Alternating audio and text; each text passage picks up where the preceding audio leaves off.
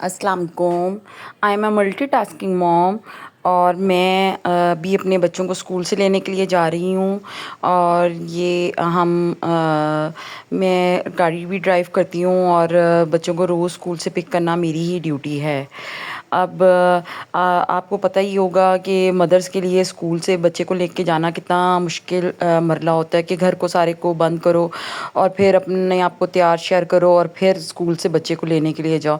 लेकिन ये एक्टिविटी एक तरह से अच्छी भी होती है कि आप मदर्स को अपने लिए टाइम भी मिल जाता है कि वो तैयार श्यार हो जाती हैं, वरना सारा दिन आप उन्हीं घर के कपड़ों में इधर उधर फिरते रहते हो। इसमें ये होता है कि आप कम से कम स्कूल जाने के लिए तैयार श्यार हो जाते हैं और बाहर की दुनिया भी आप देख लेते हैं और आपका मूड भी ज़रा थोड़ा अच्छा हो जाता है।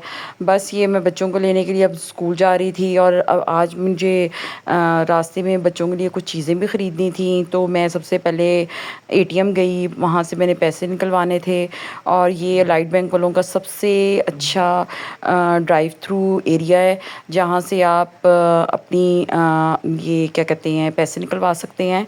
और ये मेरे आगे गाड़ी खड़ी थी, बस अब इसी का वेट हो रहा था कि ये जाए और फिर मैं यहीं पे गाड़ी में बैठे बैठे ही पैसे निकलवा लूँ। अब ये मैं भी मेरी भी बारी आ गई और मैं भी पैसे निकलवाने के लिए आ गई। और अच्छा, अब ये मैंने पैसे निकलवा लिए और अब मैंने मार्ट जाना था जहाँ से मैंने बच्चों के लिए कुछ बिस्किट्स वगैरह ख़रीदने थे और कुछ बच्चों की स्कूल की लंच की नेक्स्ट डे की चीज़ें थी। बस आपको पता ही है जो मल्टीटास्किंग मॉम्स होती हैं उनके लिए कितना मुश्किल होता है घर में और फिर बाहर से ग्रॉसरी भी खुद करके लेके आना। लेकिन ये भी इंसान इन चीज़ों को भी इंजॉय करना चाहिए कि आप कम से कम बाहर आते हैं। ये मैंने इस प्लास्टिक एरिया से कुछ क्रॉकरी की चीज़ें लेनी थी, लेकिन आज इस फ्लोर पे लड़का नहीं आया हुआ था, तो बस मैं भी इन चीज़ों को देख के नीचे आ गई। और बस यहाँ आपको पता है औरतों की कमज़ोरी होती है क्रॉकरी की चीज़ें लेना, तो बस मैं बस देख के नीचे आ गई और मैंने बच्चों की चीज़ें ली। और बस ये अब उनका बिल हो रहा है वगैरह और बस इनका बिल करवाया जल्दी जल्दी, क्योंकि मैं घंटा पहले बच्चों को लेने के लिए निकल जाती हूँ। अभी भी ये आपको पता है कि 1 आवर अब हर जगह जाने के लिए ना आपको 1 आवर बिफोर निकलना पड़ता है। तो उस में ये होता है कि मैं रास्ते में अपने छोटे छोटे काम, ये जिस तरह ग्रॉसरी का कुछ काम हो गया तो और ये देखिए अब यहाँ पे ट्रैफिक जैम हुई हुई है, ये रोज़ाना ट्रैफिक यहाँ पे जैम होती है। बस फिर इस दौरान में मैं द्रूशी वगैरह पढ़ लेती हूँ। मेरी ये रोज़ाना की रूटीन है कि मैं गाड़ी जब भी ड्राइव करती हूँ तो मैंने अपना काउंटर अपने साथ रखा हुआ है जिस पे मैं रोज़ाना माशाल्लाह से काफ़ी तादाद में बड़ा दुरूशी पढ़ती हूँ और बस अपने घर की सलामती के लिए दुआ करती हूँ कि अल्लाह ताला मेरे बच्चों को भी दीन और दुनिया में कामयाब करे और मेरे हस्बैंड को भी लंबी उम्र से तंदुरुस्ती वाली ज़िंदगी दे।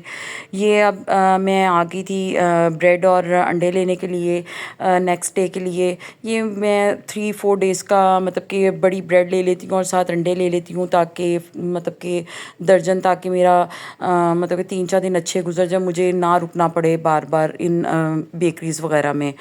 बस फिर ये मैंने ब्रेड और अंडे लिए और मैं फिर दोबारा से बच्चों को लेने के लिए अब स्कूल के लिए निकल गई।